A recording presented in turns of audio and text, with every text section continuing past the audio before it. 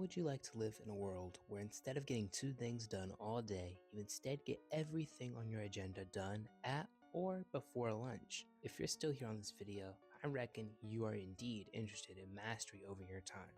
So without further ado, I will share tips, tricks, and strategies that I rely upon daily to help me stay ahead of my collegiate studies, as well as my numerous hobbies and side projects.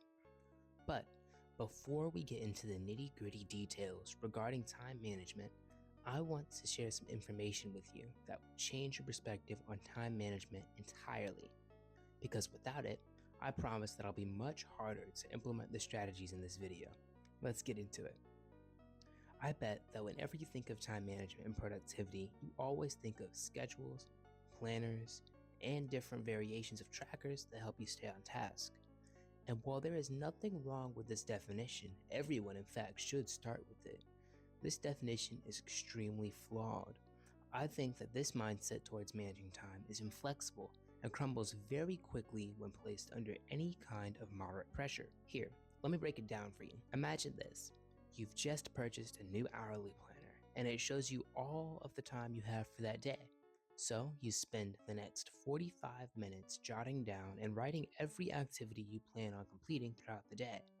You make sure to include 15 minutes of slippage of time in between each and every activity because you're no stranger to life's random interruptions. Satisfied, you go to sleep on time and are excited to start your new routine, only to wake up 45 minutes behind schedule the next day. Despite your best efforts, waking up late cascades into a repetitive cycle of running behind until you're emotionally and physically exhausted at the end of the day without anything to show for it. It's because of this story above that I personally have never stuck with a calendar or planner for more than a few weeks at a time, which is when I arrived at an unsettling truth that no matter how you plan or divvy up your time, reality is quick to remind you that it does not operate on your planner.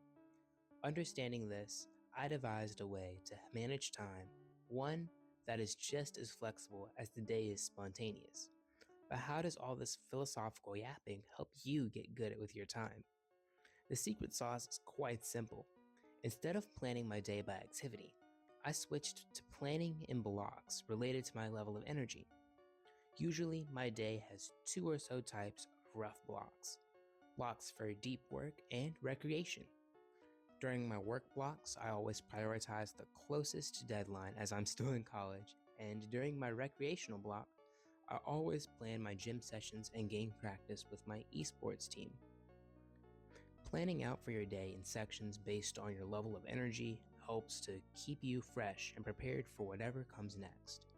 In the event that life attempts to ruin your plans, which will definitely happen at times, simply take the block that was ruined and move it to another time of the day that you see fit. Remember, during your working blocks, it's best to avoid scrolling or any unnecessary distractions as your energy and time are fleeting. But that's not the only thing you can do to regain control of your time. Gaining the ability to focus for a couple of hours once a week is easy, but how do you do it consistently every day? This part took me the longest to understand, as it is incredibly challenging, even for all the internet gurus out there. One unheard of strategy that I use takes advantage of the blocking method I listed earlier, is to take a brief survey at the end of the day to assess where things went right and wrong. Note down important tasks that you didn't do, what times you procrastinated, as well as what times you really locked in. After doing this exercise, you should reorganize your next day's blocks based on your notes. That way, whenever you're locked in, you always find yourself in a working block. And whenever you're lethargic or tired, you always find yourself in a recreational or rest block. Doing this not only keeps you up to date on how you operate throughout the day, but also allows you to adapt and change as life begins to throw more curveballs at you. The goal is to stay one step ahead of your future self, who is largely in control of how much you get done and when it gets done the next day. Congratulations to making it this far in this video. For those of you who are still here, you guys are really invested. So in appreciation of your time, I have a bonus tip that'll make every difference in your quest for productivity.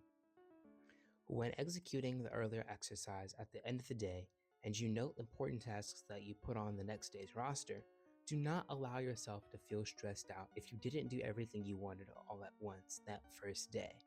I know as a college student myself that some of these deadlines can be pretty scary, especially when little is done on the assignment, task, or objective that you weren't able to complete. Just trust the process and attempt the task you are trying to do at your best. Believe in your ability to be productive and lean into your personal intuition. With that being said, I would like to thank everyone for sticking around to the end of the video. If you have any questions regarding this topic, don't hesitate to reach out in the comments. If there is enough interest, I will be sure to make a second video about productivity. Oh, and by the way, if you guys have any issues with scrolling on your phone, please check out the video that's going to pop up right here in a little bit. All right, guys, it's been real. Have a blessed one.